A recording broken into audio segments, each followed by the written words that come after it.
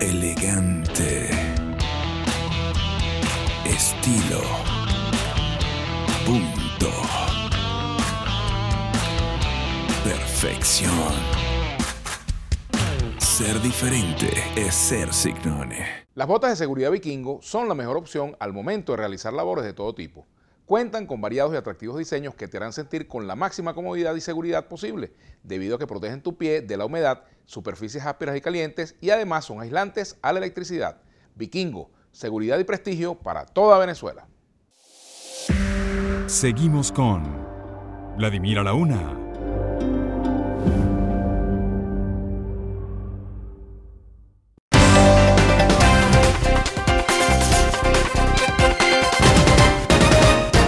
Bueno, continuamos con el profesor universitario Leonardo Carvajal.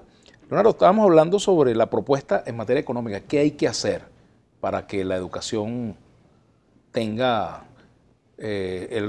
pueda cumplir el rol que debe jugar una sociedad en crisis, ¿no? Para reflotarla, para incorporar no solamente grandes contingentes de gente que ha desertado en su condición de docente o de estudiante, sino también para hacerla un instrumento de superación en la vida, realmente, como siempre se nos inculcó en el hogar, ¿no? Mira, yo a título personal, porque no compromete mi posición en esto, ni a la UCAP, por supuesto. Obviamente. Ni tampoco a la ONG a la que pertenezco y fundé, Asamblea de Educación. Así es. Porque hay distintos pareceres en las cosas. Pero yo hace 2 semanas me incorporé decididamente, además, al equipo de programa de gobierno de Henry Falcón.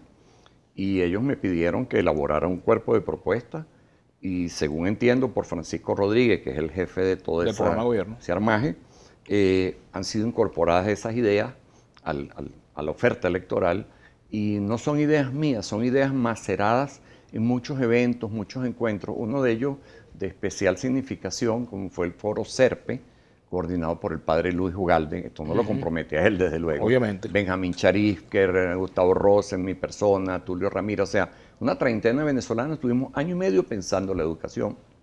Y eso se plasmó luego. Entre ellos, por cierto, algunos que no creen que hay que votar, pero esa es otra discusión. Sí, puede ser, exacto. Así. Entre 30 hay de todo, como la viña del Señor.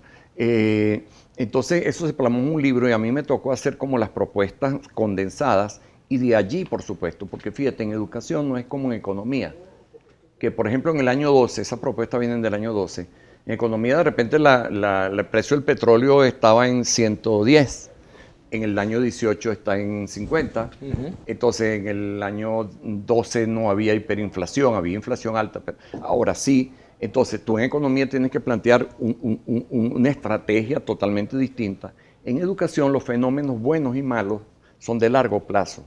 De manera que esos planteamientos continúan.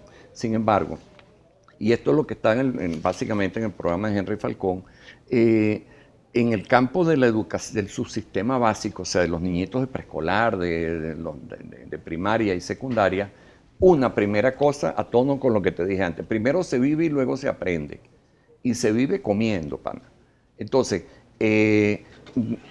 ponerse como meta para el primer año de gobierno que el 100% de los niños de todas las escuelas oficiales y los niños de las escuelas privadas subsidiadas que están en sectores populares tengan su desayuno y tengan su almuerzo. O sea, es una medida de emergencia humanitaria allí y de salvaguarda de que las madres puedan continuar mandando a los niños a la escuela. Así es. Porque le ven el queso a la tostada, así dicho en criollo. Y además, porque un niño con hambre no te aprende cuánto es 9 por 9, ni cuál es la capital del estado Lara. Entonces, esa es una primera medida de emergencia, pero a la vez tiene que ser estructural. Una medida de construcción o remodelación profunda de 500 planteles escolares por año. La planta física, en Venezuela hay 28.000 planteles. Del Estado son 24.000, sean gobernaciones, alcaldías o Ministerio de Educación. Eso no significa que haya 24.000 plantas físicas, ojo, porque en una misma planta física puede haber 2 o 3 planteles. Colegios, claro. Okay. Pero entonces, el deterioro, el uso, etcétera, la falta de mantenimiento de este gobierno hace que haya que meterle la mano allí, a la vez eso crea empleo, etcétera, etcétera. Entonces, por lo menos 500 planteles por año, pero en serio, o sea, no como los numeritos de fantasiosos de algunos gobiernos. En la parte pedagógica, dos cosas, bueno, entre muchas estoy destacando. Claro. Mira, nosotros no somos iconoclastas, o sea, nosotros no jugamos, ni Leonardo Carvajal nunca en la vida, ni la candidatura de Henry Falcón juega a decir, todo lo del gobierno chavista no sirve. No lo decimos porque nosotros no somos extremistas, ni tampoco somos chavistas al revés. El chavista niega todo el pasado y el chavista niega a todos los que están en el presente que no son ellos mismos. Nosotros no, o sea, eso es falta de sentido común y de realismo.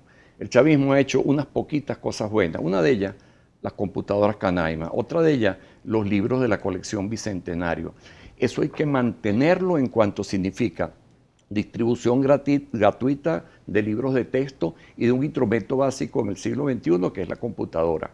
Pero a los libros de texto, una comisión sensata simplemente va a depurar de algunos elementos intoxicadores, de algunas piraterías, de algunas tonterías, como por ejemplo, el libro de quinto grado dice, desde el año 2003, la industria petrolera venezolana aporta dinero para la educación del pueblo, para las viviendas y para la construcción de carreteras. Habráse visto. O sea, tú no puedes caerle a coba a un niño a cuenta de que él es de quinto grado. Desde el año 1926, Vladimir, exactamente, que es el año cuando la dictadura de Gómez, el petróleo pasa a ser el principal producto de exportación y por tanto de ingresos del gobierno. Desde ese momento, las escuelas, los hospitales, las carreteras, el pago del alumbrado, los policías y cuanto Dios creó, se ha sostenido primordialmente con el dinero petrolero.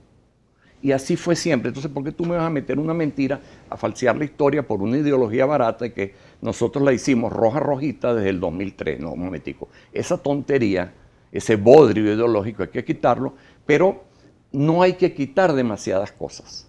O sea, en muchas de esas páginas donde están los poemas de Andrés Eloy Blanco, los pensamientos de Arturo Uslar Pietri, los planteamientos de Alberto Adriadi, aquel gran visionario, etcétera, etcétera, etcétera, ¿por qué vamos a quitar eso? Las enseñanzas de las matemáticas, de la biología, ¿por qué vamos a quitar eso? O sea, eso hay que mantenerlo, pero hacer algo que no hizo el gobierno chavista es increíble.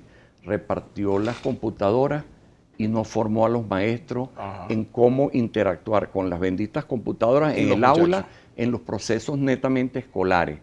El maestro no está aprendido para eso. Entonces, vamos a traer expertos de otros países donde esas experiencias sí existan para que se trasvasen a nuestro campo.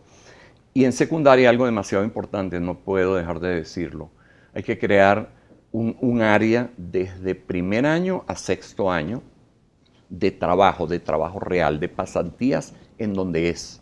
O sea, esa comiquita, permíteme la expresión, de tratar de duplicar en un plantel y hago un laboratorio, un taller para remedar lo que pasa en la industria, es una tontera. Eso tenía sentido hace 80 años, pero con el crecimiento científico-tecnológico, tú no puedes nunca ni siquiera imitar la maquinaria. Obviamente. ¿No? Entonces, eso se aprende en la vida real. Entonces, hay que llegar a unos gigantescos acuerdos experimentales siempre con todas las empresas públicas y privadas de todos los niveles y todas las organizaciones sociales y comunitarias para que un niño de 12 años y un adolescente de 13 y el de 14 pase 4 horas, 8 horas, 12 horas semanales, increciendo mientras subes en tu bachillerato. Y cuando termine el bachillerato, ese muchacho sabe leer, escribir, sumar, historia y tiene un entrenamiento laboral serio y unos valores laborales serios. ¿Cómo hacer, no nos queda mucho tiempo, pero cómo hacer para que se reincorporen aquellos maestros que han desertado o cómo se sustituyen esos maestros que han desertado?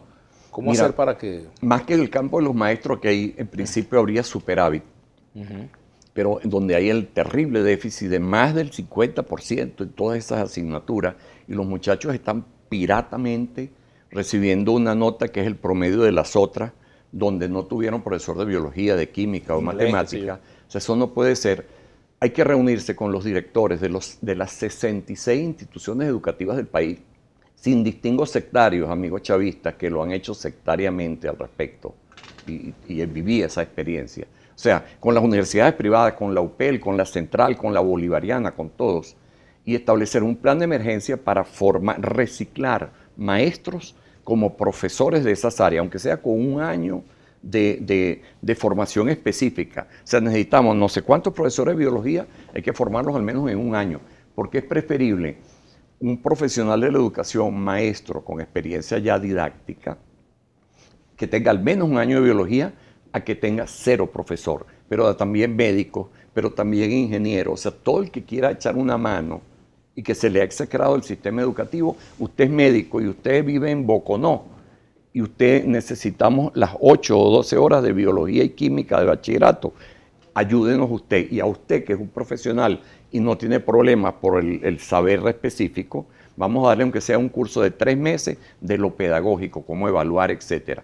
O sea, es preferible algo que nada. Y por supuesto, ese es un plan de emergencia. Es un plan de emergencia. El plan de largo plazo se traza de manera coherente con lo que es una democracia participativa, con todos los directores de las 66 instituciones, no son poquitas, que forman docentes en el país o que formamos docentes en el país. Bueno, vamos a entrar un poquito en lo político electoral. Hay, sobre todo en las universidades, una resistencia a no votar en cuanto al voto. Brevemente, ¿por qué hay que votar el 20 de mayo? Mira, yo lo que me he encontrado es que, por supuesto, cada cabeza es un mundo, y me he encontrado con personas que de una manera como muy emocional te van sacando como un ramillete de razones para decir me voy a abstener. Yo les invitaría a que repensaran sus razones. No todas las razones son iguales. Las razones pueden tener más o menos peso. Ordénenlas. Y yo les pediría como venezolano que repensaran sus razones.